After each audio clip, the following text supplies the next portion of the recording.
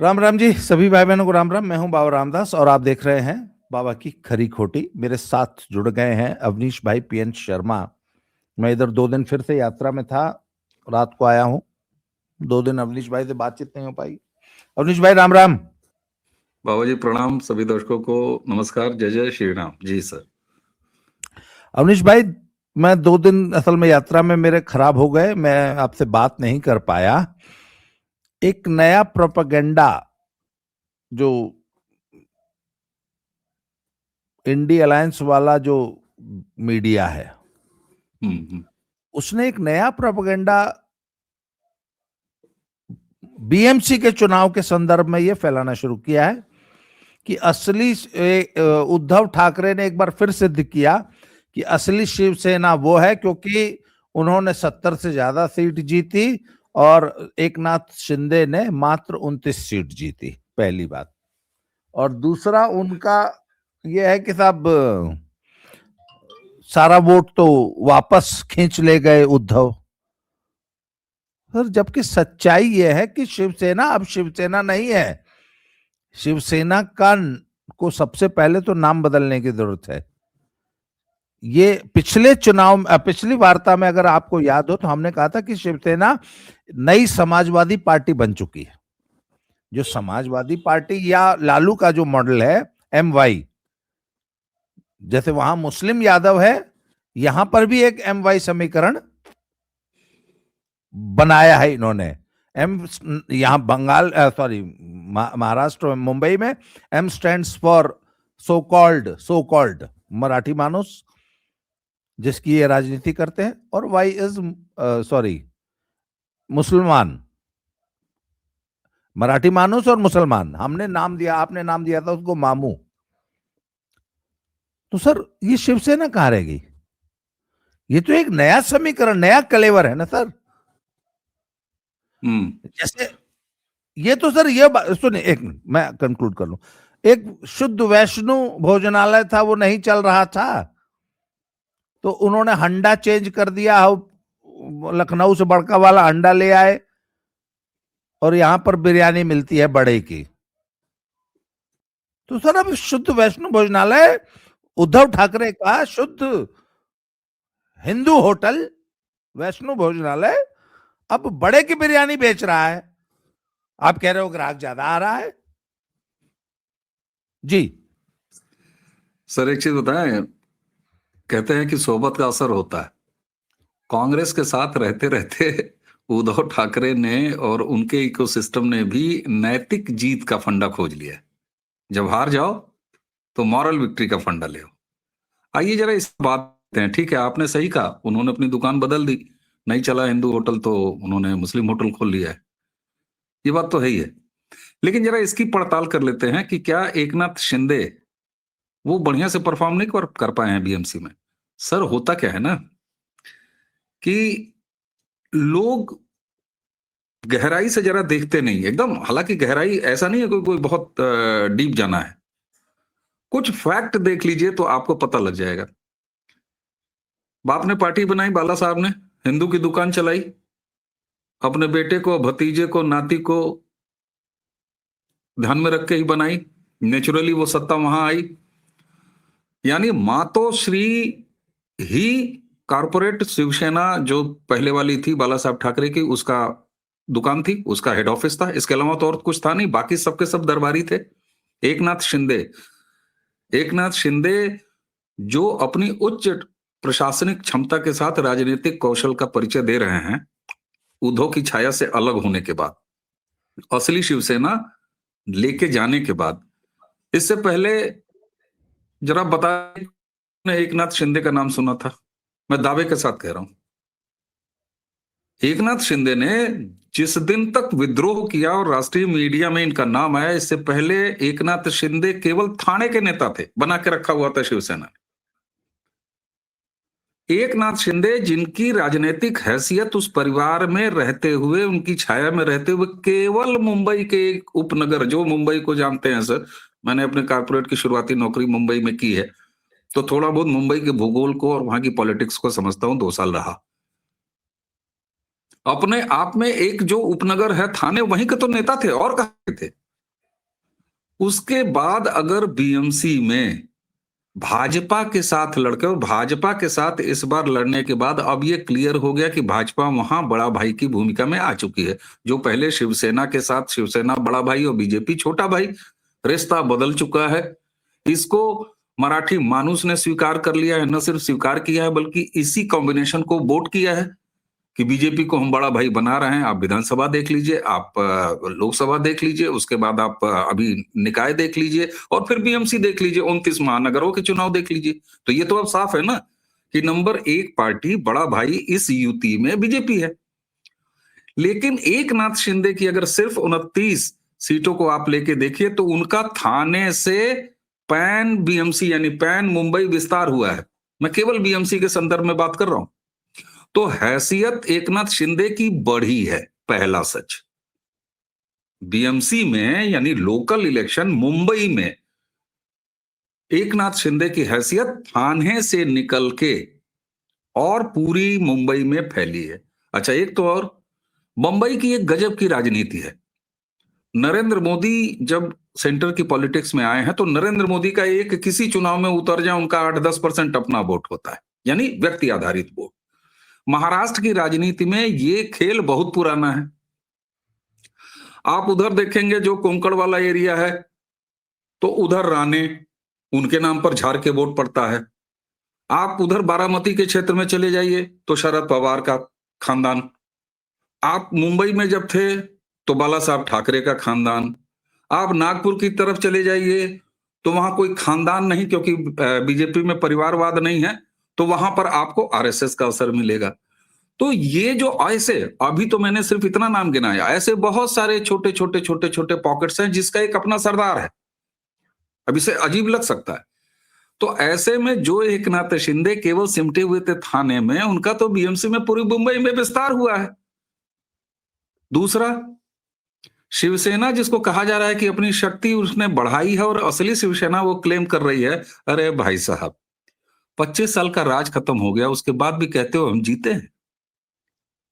विधानसभा से नकार दिए गए, लोकसभा में नकार दिए गए, अभी लोकल बॉडीज हुए हैं उसमें नकार दिए गए, 29 महानगरों में नकार दिए गए, मुंबई में 25 साल के बाद भगा दिए गए। तो सर, ठाकरे मुसलमानों की पार्टी होने के साथ एक नए कॉम्बिनेशन के साथ जा रहे हैं और आज जो बीएमसी में शिवसेना का प्रदर्शन है उसमें 1% का योगदान हिंदू का नहीं है। अब आगे शिवसेना अपना भविष्य सोचे। शिवसेना को यह क्लेम करना चाहिए कि हम मुसलमानों की पार्टी हो चुके हैं और हमने इस मामले में मुसलमानों का वोट हासिल करने के मामले में कांग्रेस को पीछे छोड़ दिया। ये बात मैं मान रहा हूं, मैंने उस दिन ही कहा। बिल्कुल आपने अब एकदम अब हम डिस्कशन को एकदम सही पटरी पे ले आए हैं कि मुस्लिम वोट को जोड़ने में कामयाबी हासिल की है, पर वो मेरी जो एनालॉजी है कि वो हिंदू होटल जिसमें लहसुन और प्याज तक नहीं पड़ता था, उसमें बड़े की बिरयानी खिला रहे हो। तो हिंदू कहां खा रहा है? मुसलमान झाड़ के खा रहा है। कांग्रेस की दुकानों से बंद कर दो। सर होटल चल रहा है, गल्ला गिनिए। हाँ, तो गल्ला तो चल ही रहा है, कह तो रहे हैं 70 सीट आई है। भीड़-भाड़ है ना, भीड़-भाड़ है ना। किसकी है, किसकी है? सर रुपया आ रहा है, चाहे जैसे आ रहा है, उससे उद्धव ठाकरे को मतलब ही नहीं है। ठीक है, मतलब नहीं है, लेकिन एक मिनट अगर रुपया आ रहा है उससे अलावा उद्धव को किसी से मतलब नहीं है, तो फिर उद्धव भविष्य के अखिलेश यादव और तेज प्रताप यादव, तेजस्वी यादव हैं। हाँ, ये एकदम सही कहा कि जब पिछले वीडियो में हमने कहा था कि नई सपा बन गए हैं, भाई मैंने तो बधाई दी थी उद्धव को कि बधाई हो, आपने कांग्रेस को पीछे छोड़ दिया है। जो राहुल गांधी कांग्रेस के रिवाइवल के लिए आओ सलमा, आओ अब्दुल मेरी गाड़ी में बैठ जाओ, उद्धव ने अपनी गाड़ी में टपा लिया उनको। लेकिन इससे राजनीतिक भविष्य, उद्धव का राजनीतिक भविष्य आपको बता दूं, एक बात अचीव कर लिया उद्धव ने कि अपने जीते जी और छोटा पैगिंग जो उनका है उसके लिए वो एक राजनीतिक अस्तित्व हमेशा बना रहेगा उनका, इस बात की उपलब्धि उन्होंने हासिल कर ली है। लेकिन लेकिन लेकिन एक मिनट, लेकिन जो हाल उत्तर प्रदेश में अखिलेश यादव का है, अभी तेजस्वी का जो हुआ कि ना मुसलमान पूरी तरह से उनके साथ, और यादव जो उनका वर्ग था वो, लेकिन इसके बदौलत तेजस्वी ने सरकार बना ली? नहीं बनाया ना। अखिलेश यादव का भविष्य यहां उत्तर प्रदेश में आ रहा है? नहीं ना। केवल मुसलमान और थोड़े से भटके हुए वहां पर मराठी मानुस आप ले लीजिए, उसके दम पर ये सरकार बना लेंगे, सत्ता में कभी आएंगे? विधानसभा में 20, 25, 30, 40 सीट जीतते रहेंगे।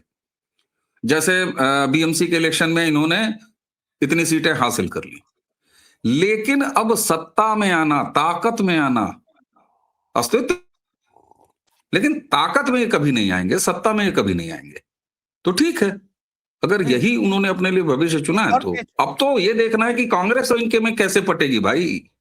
सर एक और पेंच है, एक पेंच और है।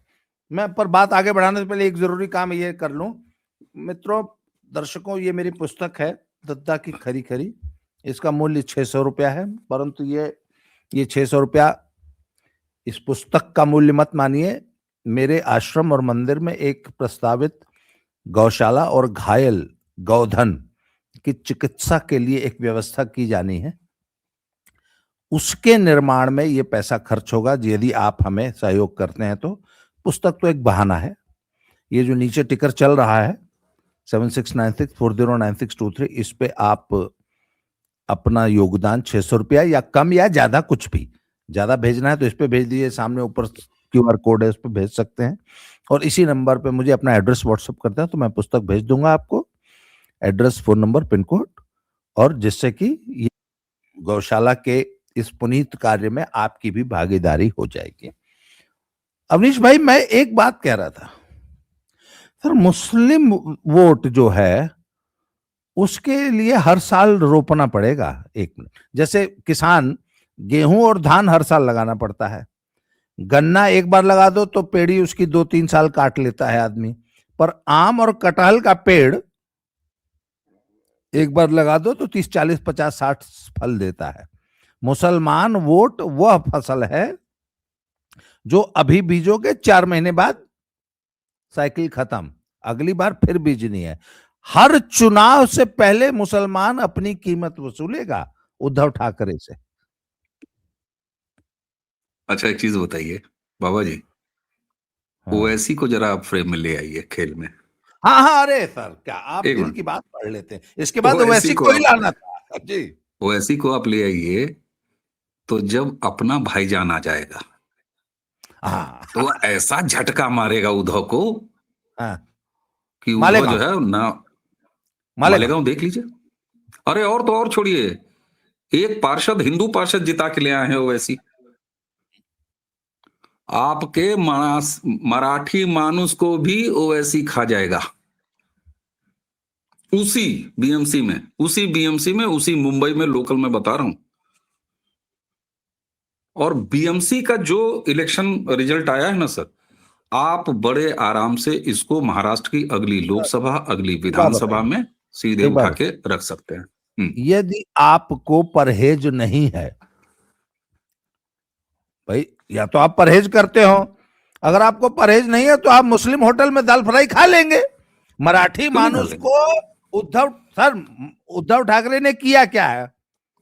अपने हिंदू होटल को बना दिया बिरयानी सेंटर, और अपने मराठी मानुस वाला जो हिंदू वाला था वो बोला अरे यार दाल फ्राई भी मिल रही है।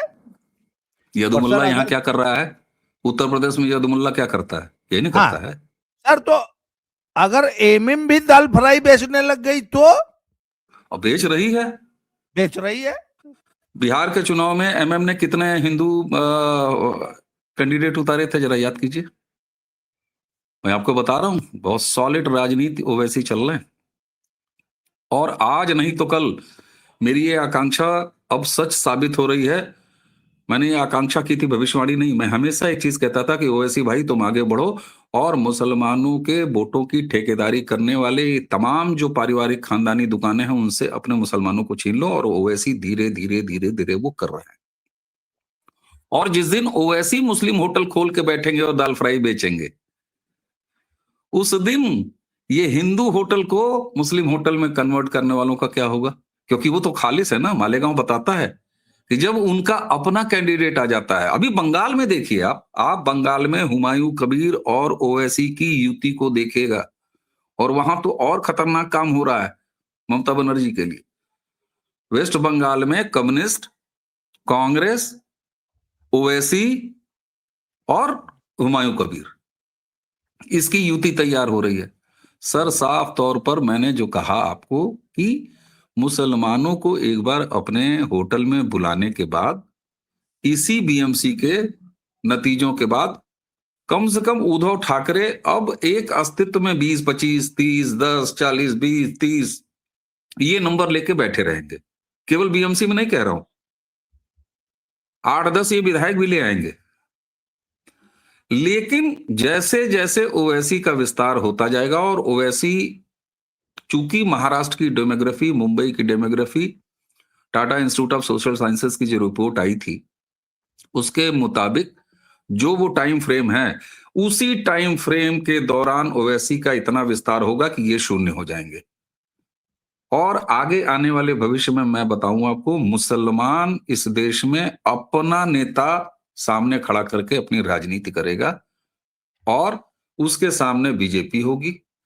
कांग्रेस को भी या तो इनके साथ गठबंधन करना पड़ेगा, लेकिन ये भी बात बिल्कुल सही हो चुकी है साबित 2014 से कि मुसलमानों का एक तरफा वोट लेने के बावजूद भी, चूंकि हिंदू संगठित होकर एक अच्छे प्रतिशत की तरफ जा रहा है, बीजेपी और संघ 50+% पर, तो सत्ता तो कभी नहीं आनी है।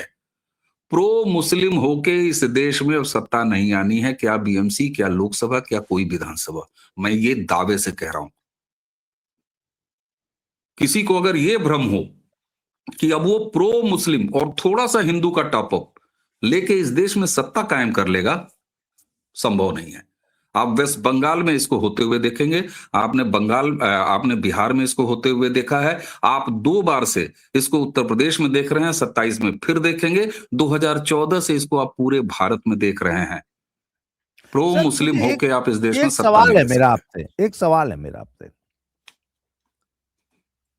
जब उद्धव ठाकरे ने स्पष्ट जनादेश की अवहेलना करते हुए भाजपा को छोड़ के कांग्रेस और एनसीपी से हाथ मिलाया था,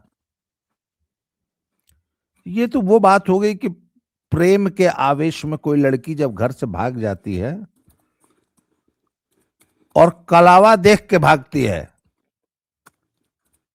तो उसको पता तो था नहीं कि मैं अब्दुल के साथ भाग रही हूं, या पता था? हाँ, नहीं, नहीं पता नहीं था। नहीं, वो तो जब वो समीर मिश्रा के साथ भागी थी कि अब्दुल के साथ भागी थी?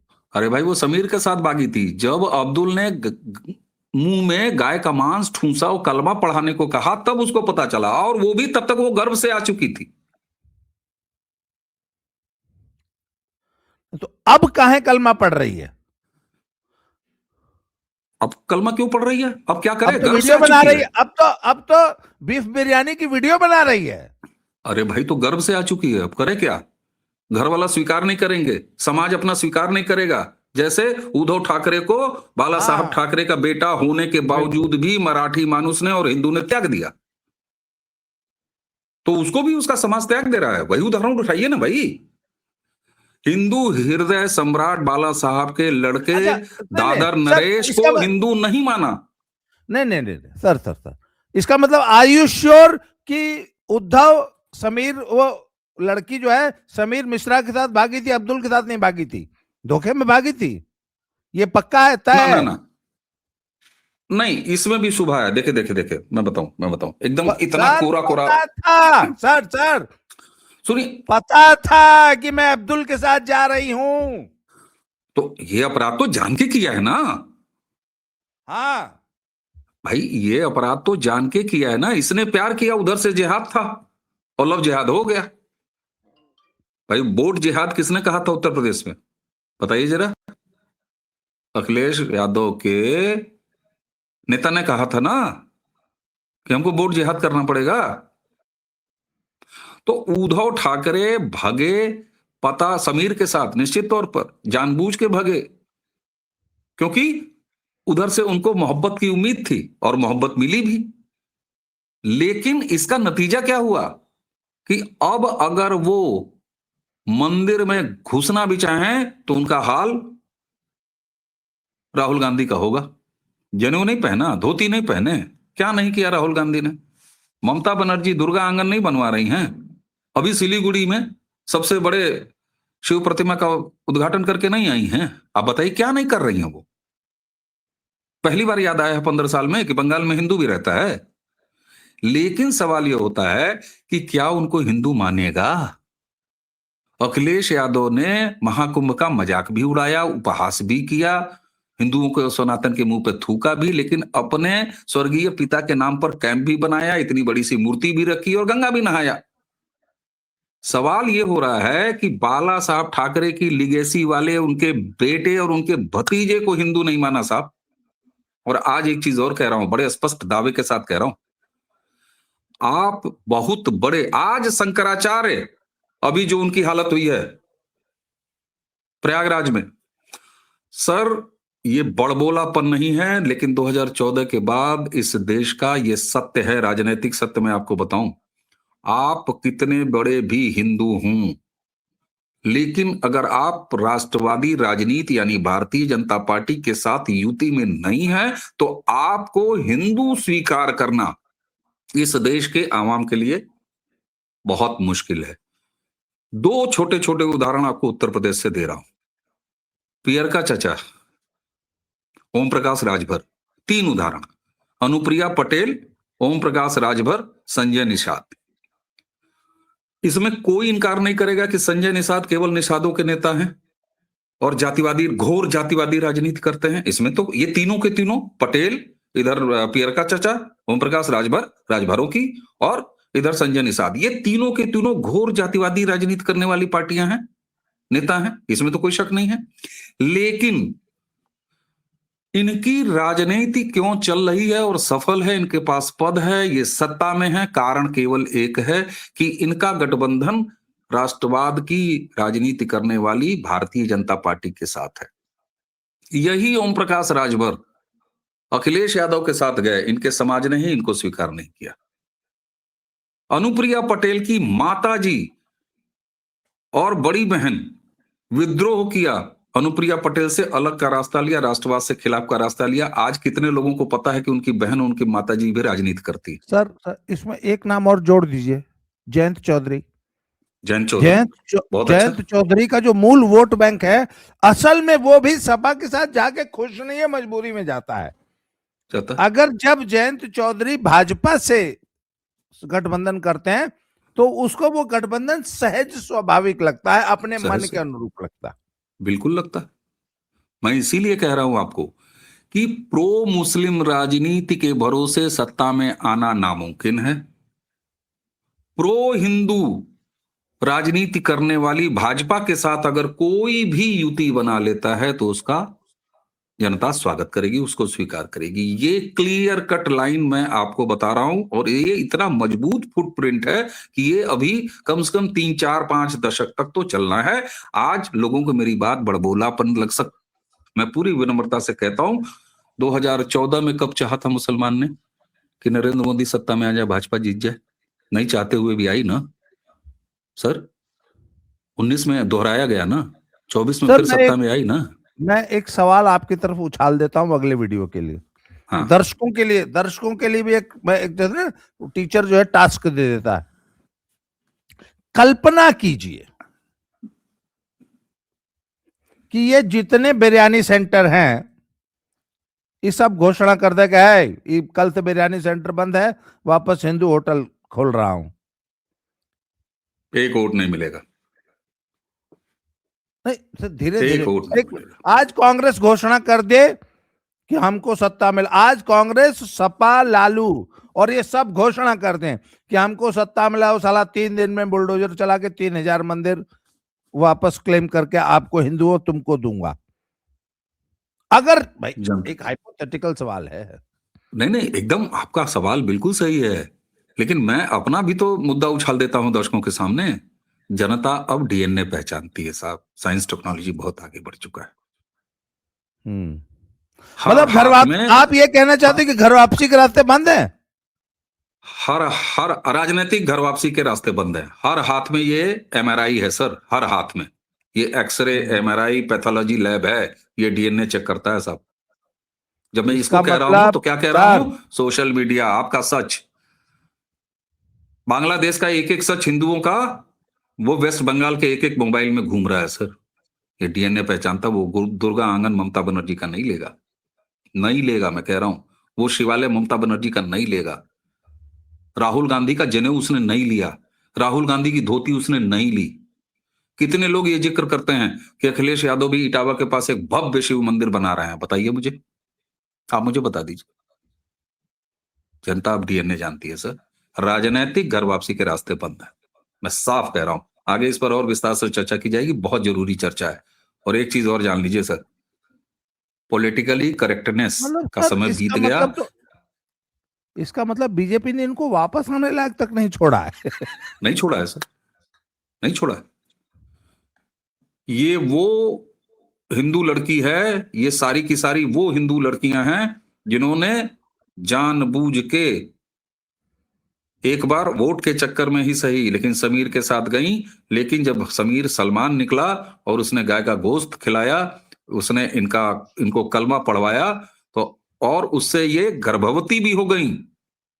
ईवीएम पर इनके वोट आए हैं अब्दुल्ला सलीम के। सर, समाज स्वीकार नहीं करेगा, समाज स्वीकार नहीं करेगा। इनके राजनीतिक घर वापसी के दरवाजे पूरी तरह बंद, कहीं का नहीं छोड़ा है बीजेपी ने, मैं सर आपको मुझे बताऊं, और पता है क्या राष्ट्रवादी लगता है, राजनीति ने। सर मुझे पता है क्या लगता है कि उद्धव से गलती हुई, वो घर से निकल गए। अब उनको लग रहा है कि घर तो छूट गया, हाँ, अब तो यहीं यहीं रच बस जाओ। अरे सर, वो एक शेर याद आता है कि शामे गम जब बिखर गई होगी, जाने किस किस के घर गई होगी। हाँ, अब उद्धव की वही दशा होने जा रही है। घर से निकली थी नाराज होके, सर तुनक के। मैं आपको बताऊं, हालांकि मेरा आकलन बड़ा गलत हुआ है। मैं ये मान के चल रहा था कि उद्धव 30-40 सीट में सिमट जाएंगे और मुस्लिम वोट नहीं देगा। मैं बहुत नहीं, मेरी मुस्लिम ने केवल जजमेंट, बीजेपी को रोकने के लिए वोट दिया है। जिस चाहे दिन दिया। ओवैसी आ जाएगा जम के, तो हाँ, दिया है भाई, बीजेपी को रोकने के लिए दिया है। सपा जितनी भी सीटें पा रही है, पा मतलब जाती है, वो सर ये तो मुसलमानों सर के तय बदौलत बात है, पाती। मुसलमान कभी भी पॉजिटिव वोट नहीं देता, हमेशा नेगेटिव वोट, किसी को जिताने के लिए वोट नहीं करता, बीजेपी को बीजेपी हराने को के लिए रोकने वोट के लिए, करता है। बिल्कुल, तो वो हराने बिल्कुल, वाला तो हर सीट पे बदल जाता है, इस सीट पे फलाने बिल्कुल हरा रहा, बदलता है, उसको दे दो, उस सीट पे फलाने है। बिल्कुल बदलता है, बिल्कुल बदलता है। और इसीलिए मैं कह रहा हूं कि ये मुस्लिम वोटों की बदौलत अगर कोई चाहता है कि इस देश में सत्ता में आ जाएगा, तो नहीं आ जाएगा। क्यों? क्योंकि वो तो घड़ी घड़ी बदल जाता है ना, कहीं ओवैसी को दे देगा, कहीं सपा को दे सर देगा, कहीं कांग्रेस को दर्शकों दे देगा। को सर दर्शकों को इस बात का ध्यान रखना चाहिए कि जिसको वो अब शिवसेना उद्धव बाबू ठाकरे समझ रहे हैं, वो शिवसेना नहीं है, वह नहीं है, एक नया बिरयानी सेंटर है। वो हिंदू होटल नहीं बचा है, उसको महाराष्ट्र के हिंदू बाहर के होटल, दर्शक सर, हिंदू होटल समझ के वहां न जाएं। ये सर एक जान चीज ले कि बताएं, वो बिरयानी सेंटर है जहां बड़े की बिरयानी बिक रही है। बिक रही है। और एक चीज और बताएं, अगर उस पर कोई होटल का नाम नहीं लिखा हुआ है, हिंदू चाहे मुस्लिम, लेकिन अगर चीनी मिट्टी के प्लेटें और बाउल्स अब में अगर सर्व किया जा रहा है, तो अब माथा आपका हल्का ठनक जाना है। चाहिए, माथा आपका ठनक जाना चाहिए, ये साफ है। महाराष्ट्र के बाहर के हमारे दर्शक भले इस चीज को न समझ पा रहे हो, लेकिन महाराष्ट्र महाराष्ट्र के वोटर्स ने इस चीज को अच्छे से समझा है, उसने नहीं स्वीकारा है इन्हें। ये होंगे हिंदू हृदय सम्राट, जैसा नहीं होता कि फलाने हमारे लिए मर गई, तो वो वाली स्थिति हो गई पॉलिटिकली।